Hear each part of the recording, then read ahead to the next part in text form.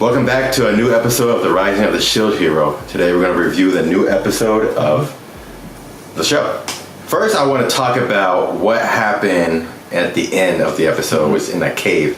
That was, I have to talk about that because I'm going to forget it. But, so what was interesting was seeing all the heroes. We saw in the previous episode, they go into the church, the Three Hero Church. And then this episode, we see them in this cave, and they're looking for a weapon or their weapons. Yeah. And they look in there, they don't see anything. The bow hero, he looks up and says, "Everybody, watch out!" Yeah. And then, bam, explosion. Yeah, explosion. So this is my theory. I'm thinking this has something to do with mine because if you think about it, in the previous episode, mine was there hiding, but she was like saying like, "What are y'all up to? What are y'all doing?" You know, kind of like that, and I'm thinking that she was following them, and she had something to do with that explosion. So, and they're kind of already, in a sense, realizing what she was kind of up to anyway. Yeah. But and the next show is called something about conspiracies. Yeah. So exactly. So I just had to get that out. Yeah. I mean, it's either mine, a booby trap, or it could be what's her name, Fitoria, landing on top of them. I mean, she said she was gonna land. She's gonna take the hero in this party close to the Melbourne mark, so maybe somehow she's landing there because she knows they're there.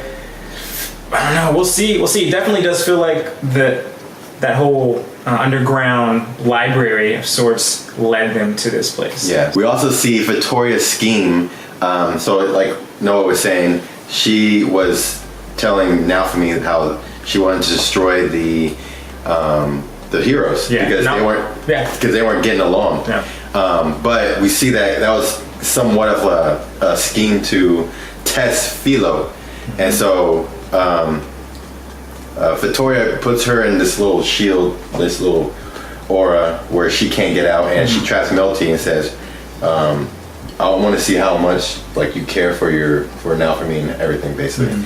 And so she starts fighting them, and of course she's losing against Fitoria, but I mean, it's very apparent that Fitoria is looking for the will. Like, let me see how important is everybody to you.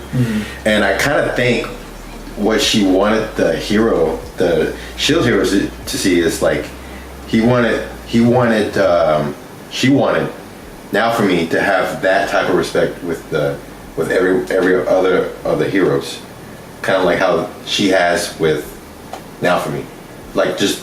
The same care, the same care, the same trust. Yeah, it's just like, kind of you honor me, I honor you, respect. I can see that. So I mean, that's my opinion. But I don't think they want to be petted on the head by. No, not that. No. But then you see, of course, she loses.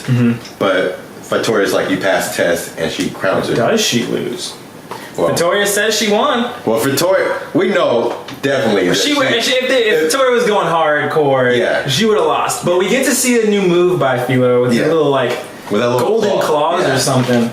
Yeah, and she actually cuts Fitoria's skin. Yeah, broke through the shield that she had in front of her too. Yeah, definitely. So it's definitely showing you that she's getting stronger, of course. And she said something interesting, like she was being too soft, and she was always saying too slow, too this, Yeah. So she was definitely showing her rooms of improvement, of course, but also showing like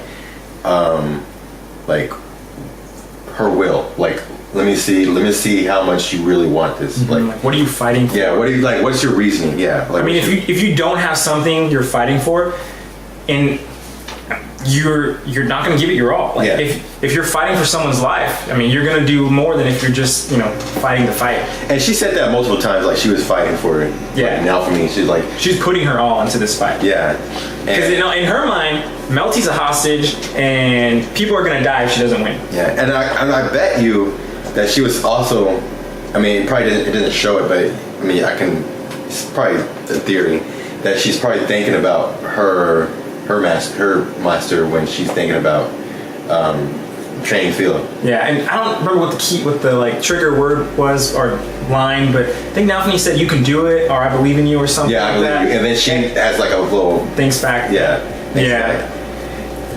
But I mean, just think, Filo's still like what, 11-year-old kid, and she's getting all this pressure put on her. Yeah. Poor kid. Yeah. But I mean, she's come a long way, and so she's definitely grown. She's definitely really strong. So I honestly thought when she said that she was gonna put Naofumi with Filo, and they were gonna fight. I was like, that's kind of sick. I was like, that would be, make. But anyway, then you see her heal everybody. Then we see Fitoria crown Filo with the crown and names her successor. Yeah, and then she gets that little calic. I keep thinking like a bang or something that just goes up, but calic, and then she gives a calic to Naofumi, and that gives him a Filolial series. Yeah. Basically giving him more abilities. And then later on, they kind of just partied up, and they rest. And then when Fitoria and Naofumi talk, they talk more about the shield hero with the other heroes and their relationship. And you can see kind of how Naofumi's getting irritated. It's like, you're still on about this. Why are you always constantly talking about this? And she was saying like, okay, I'm gonna kill y'all. Or either that, or the waves are gonna get. Yeah, or the waves. He's like, because y'all are weak. Yeah. It's like y'all need to work together. And so she's like trying to drill that into him. The truth hurts. And he's like, look, they're not going to listen. You don't understand. And then she kind of exposed him though. She's like, have you even tried? Yeah. And he's like, not really. Yeah, because they're not going to listen. Yeah. And I feel for him. I think of mine. She straight up told him though, it's like, if you're not gonna talk to him about it, your silence is admitting to guilt. That's true. And she also mentioned how, in her eyes, Naofumi's the strongest of the heroes because she's raising Filo. Then she talked about how there's going to come a time where you're going to choose between the world and choose between people. And basically she talks about how the heroes of the past wish they chose the people, not the world. And they want their successors to actually choose. They want their successors to choose. And so the way it was explained is the people of the world usually, or when you choose the world. Yeah, if you choose the world, everybody dies, but you. Or a lot of people die. Where a lot of people die, but you succeed in your duties. But if you choose people, well, the road is going to be rough, basically. But I mean, the way she made it sound was like it's gonna be better off. It's almost like in a game when you choose the levels, like you got your easy, medium, hard, all the difficulties. It's like when you go and you choose the world, you're choosing the easy path, the one that's gonna kind of guarantee a victory. But if you choose the difficult path, you're gonna have. She mentioned go like through a thorny path. Like Devin said, it's gonna be hard. It's gonna be difficult.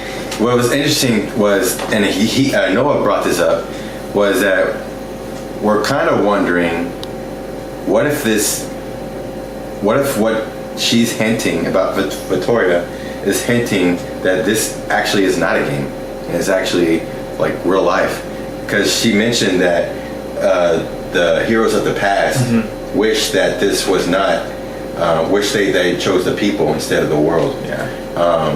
And maybe that the world to them was their loved ones or whatever.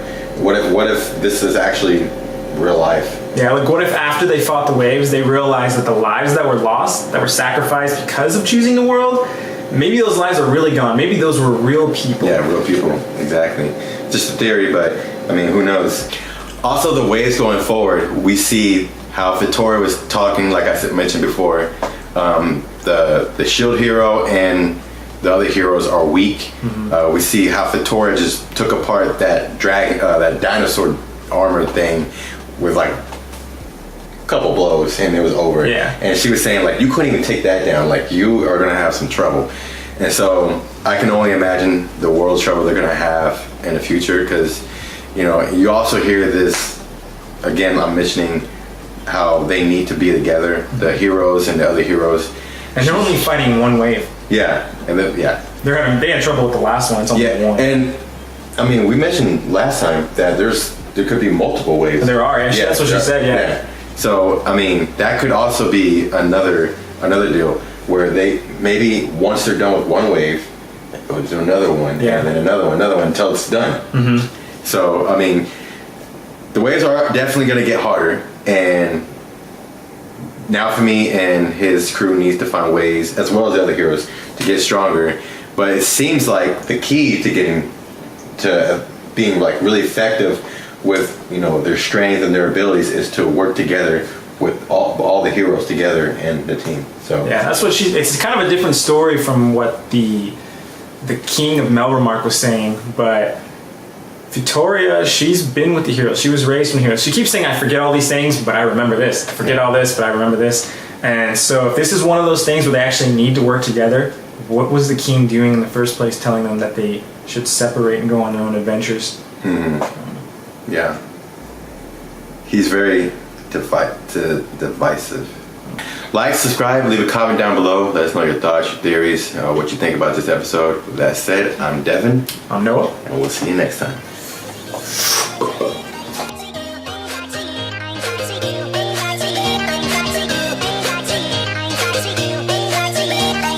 I can start it off if you want, but it's going to be like this. Hey, y'all know who...